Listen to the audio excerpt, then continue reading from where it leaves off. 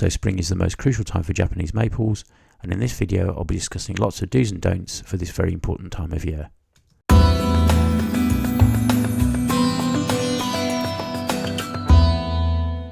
Hi there maple fans, and in this series of videos I'll be sharing what I do throughout an entire year on a monthly basis. Please note that these months are based on UK timings, but of course can easily be adapted to anywhere else in the world. So looking at posts on social media and stuff like that, people are starting to get a little bit worried, will my Japanese maples leaf out? It really depends on so many factors and conditions, the cultivar that you're using, the weather conditions, location, both in the world but also in your garden. So I wouldn't really worry. As you can see here, there's some really good buds and they're starting to sort of mature, but as you can see in different parts of the same tree even, these are rather smaller than in other parts.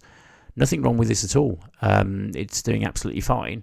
In general, this orange dream, because it's in the ground, may tend to leaf out slightly earlier. But what we really don't want to do is kind of try and speed the process up in any way, shape or form. And just to say, if you'd like to come with me on my Acer journey, please do like and subscribe to my little channel. It really helps. I've also recently set up a Patreon site, so that's a great way of supporting me too, and help out with some of the costs of my excursions really. There's also the offer of some personal help if you'd like it, either in a group format or on a one-to-one basis. So what's been happening here in March in the UK is that the daytime temperatures have been really good. It's been quite dry at the beginning part of March, and again every year is different. But because of that dry weather and the clear skies, the nighttime temperatures have been really cold. So luckily these maples are clever little chaps, and in fact what they'll do is not leaf out until those nighttime temperatures are high enough. So the problem is with leafing out too early is you'd get a bit of an advantage against your competitors, if you like, because you can start growing and leafing out sooner. But the problem is that frost will damage their leaves considerably. It's not the end of the world. If they're very frost damaged, they have often a second set of leaves that will come good and grow in their stead. But it's just better not to have this problem in the first place. So what I tend to do is leave them in quite exposed conditions at this time of year. Let the tree do what it knows best, to be honest with you. If it's got some experience for cold temperatures, that's good because it's going to sort of know not to leaf out. It's very clever. I suppose it's all about enzymes and complicated stuff. But essentially this is why the spring is so risky, because if it leaves out we could have a major problem. So this another thing that can happen is that I do like to use porous pots because I think they cool the tree down in the summer because the water evaporates from them. Unfortunately, even though pots are supposed to be sort of frost proof, it just shows you how much severe frost we've had, and yet the trees are absolutely fine.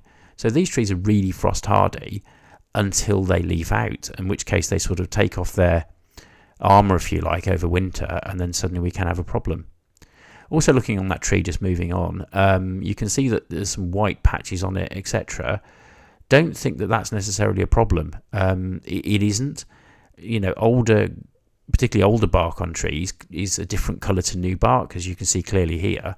It doesn't mean that the rest of the tree is a problem at all. So as long as there's buds beyond the bit that looks a bit strange or whatever, then that's absolutely fine. Little Trompenberg here, this had severe sort of damage a couple of years ago because I overpotted it, and I can't bring myself to kind of like get rid of it because it's still alive, as you can see, in little parts, but it's almost like an experiment. But another great lesson last year, and just to remind people, was incredibly damp across the UK and Europe, and any overpotting at all, the trees really suffered. Whereas if you keep the pots nice and small, so the water drains off them, they do much better. So there you can see a lovely tree there with lots and lots of buds, which all bodes really well. I'm almost glad they haven't leafed out yet, because without going on, it just means they're safe until they do. So I want to see those nighttime temperatures rise ideally. Also bear in mind, if you decide to bring these out of the frosty scenarios because you think that's a good idea, put it in a greenhouse or conservatory, whatever, the problem you're going to have is they will leaf out, and then you will absolutely have to protect them from frost because they've given up that sort of protection really. So it's just a sort of a bit of a careful time of year, to be honest with you. Again, even these little seedlings doing really well, and we'll just see how they get on this year, to be honest with you, because they were kind of my experimental little seedlings, but I'm very happy with how they're doing, to be honest. So we just sort of passed one or two trees that actually, as you can see, have a bit of dieback on them. So in regards pruning, I don't like pruning per se particularly for sort of shape and look. I'd rather let them do their thing, to be honest with you. But if you've got completely white wood at this stage of year, it's totally dead. So, you know, do feel free to trim that off, but leave, I would say, you know, 1.5 centimetres or so worth of gap between the sort of live and the dead wood, because that's really, really helpful. The Jerry Schwartz there, again, it's absolutely packed with buds. It's looking fine. Another little tip, I personally would not feed them at this time of year, because again, if you dose them in a load of nitrogen, which is what they will crave to grow, it might just sort of make them leaf out a bit earlier. So I would hold back on that, and when they are ready, I would promote their growth. Let them make the decisions, I think, really, because kind of nature knows best, in my opinion. I mean, just switching to a garden centre here, this is a local one to me, and you can see a Jerry Schwartz here that is much more advanced. This little section is by some sort of concrete paving and stuff like that. It's very, very well sheltered with a fence behind it. And I just feel that probably it's staying warmer over winter.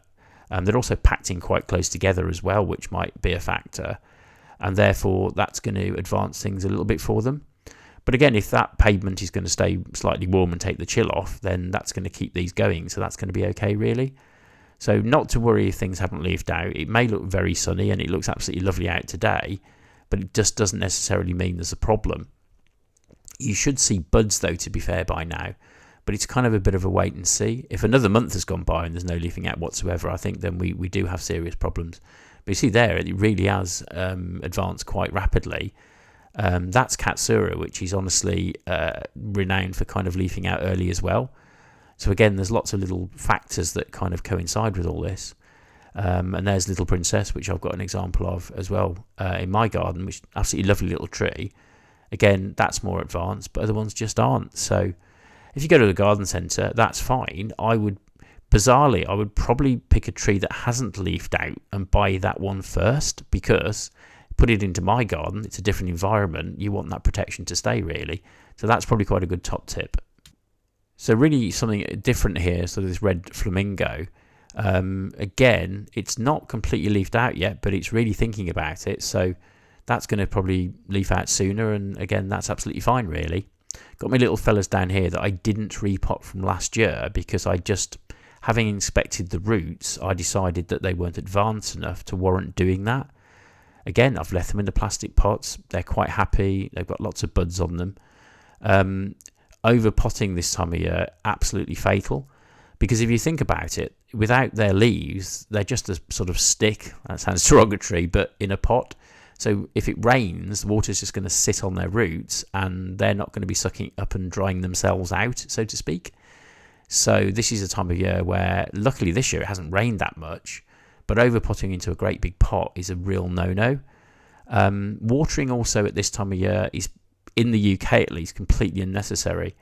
It's actually not rained for about a week at one point in early March, and I have not a problem at all.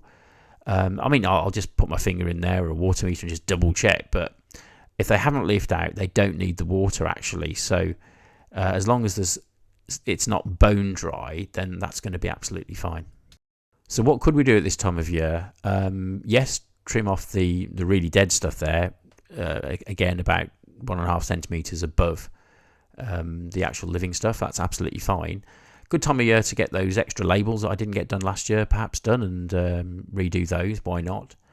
At the end of the day, I've also been sort of out shopping. I do think that sort of re-looking at the bark on top of them is a really good idea, because I always cover them in sort of mini bark, and that's great. So I sort of purchased some of that. And yes, I'm ready with my Acer feed. Not going to feed them yet, just to repeat that, because it's not quite ready. I'm going to hold fire a little bit. And I do like the slow released over the season Acer feed, though I notice a lot of people on social media use sort of seaweed or some sort of liquid feeds as well. In fact, the Acer feed I use, you can buy a liquid version of it. But rather than sort of do that once a month, which is absolutely fine, it just means that I can give them one feed in the spring, which I'll show you on the next video. And then they're kind of ready to go, really.